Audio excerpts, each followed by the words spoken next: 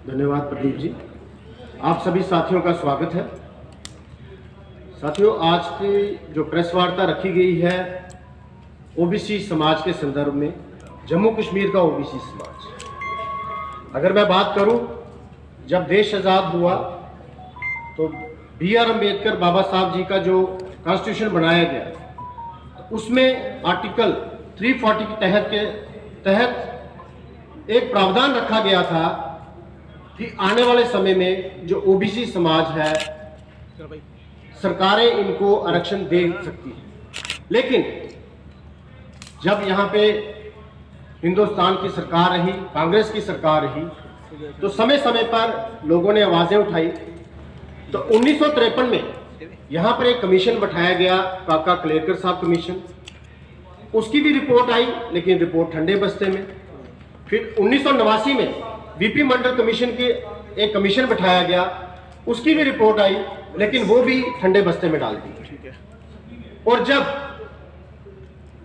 भाजपा के समर्थन से VP सिंह सरकार आई, तो उन्होंने देश में जो ओबीसी के लिए आरक्षण लागू किया।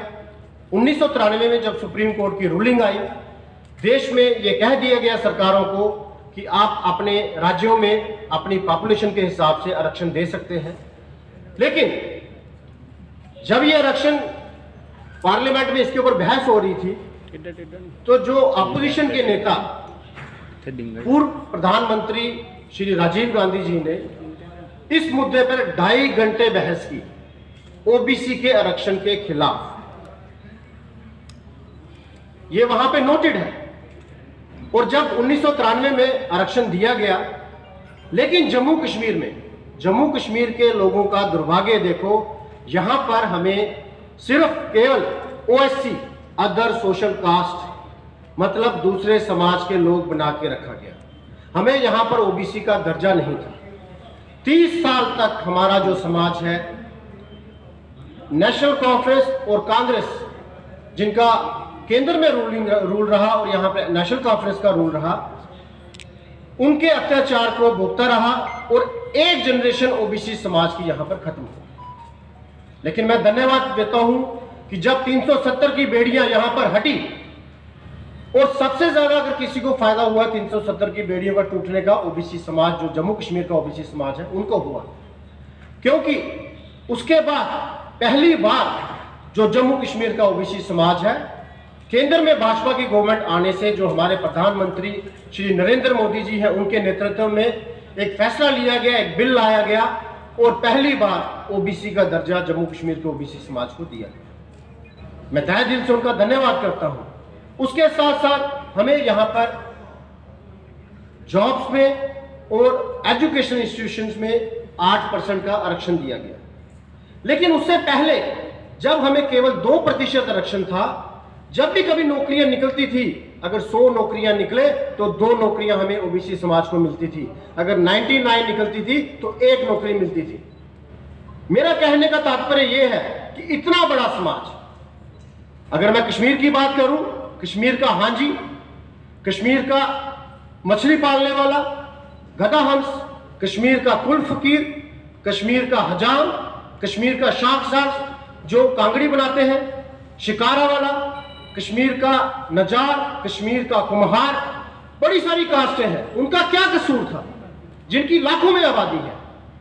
लेकिन सिर्फ अपनी सियासत के लिए इन लोगों ने उनका इस्तेमाल किया, केवल वोट की खातिर।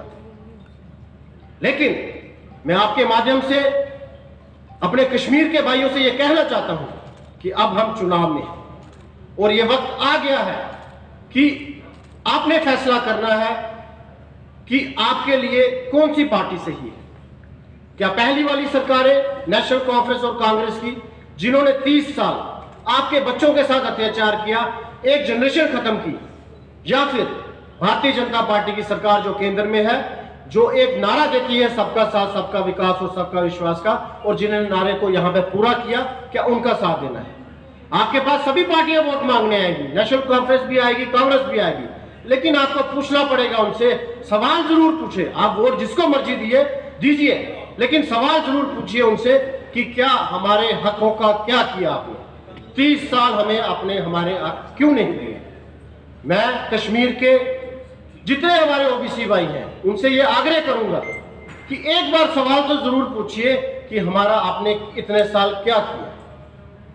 लेकिन मैं धन्यवाद करता हूं प्रधानमंत्री श्री नरेंद्र मोदी जी का, जिन्होंने यहां पर दर्जा दिया, यहां पर आरक्षण दिया, और उसके साथ साथ हमें पूरे हिंदुस्तान में, जैसा कि national commission for backward classes को कॉन्स्टिट्यूशनल राइट्स दिए, उन कॉन्स्टिट्यूशनल राइट्स की वजह से जो हमारे पूरे हिंदुस्तान में यूनिवर्सिटीज में ओबीसी के पद खाली थे, आज वो राइट्स मिलने से लगभग 80 से 90% जो पद है वो बढ़ चुकी है।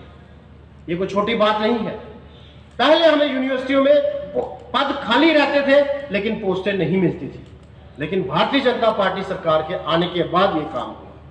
आज हमें सैनिक स्कूल में, नवोदय विद्यालय में, केंद्रीय विद्यालय में और उसके साथ साथ लॉ कॉलेज में 27% आरक्षण मिला हुआ है।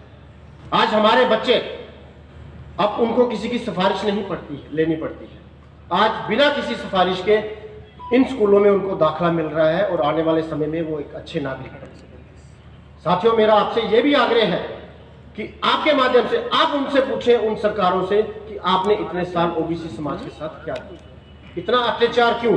आज हमें अगर नेशनल फेलोशिप की बात करूं, जो पीएचडी रिसर्च फेलोशिप करते हैं हमारे ओबीसी समाज के बच्चे, उनको सालाना 35,000 से 42,000 सरकार जो है वो दे रही है।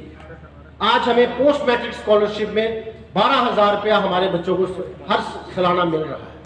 उसके साथ साथ मैं बात करूं प्रधानमंत्री स्कॉलरशिप योजना है, पीएमएसएस जिसको बोलते हैं, जिसमें ओबीसी, एससी और एससी के जितने छात्र हैं, ये योजना सिर्फ जम्मू कश्मीर को दी गई है।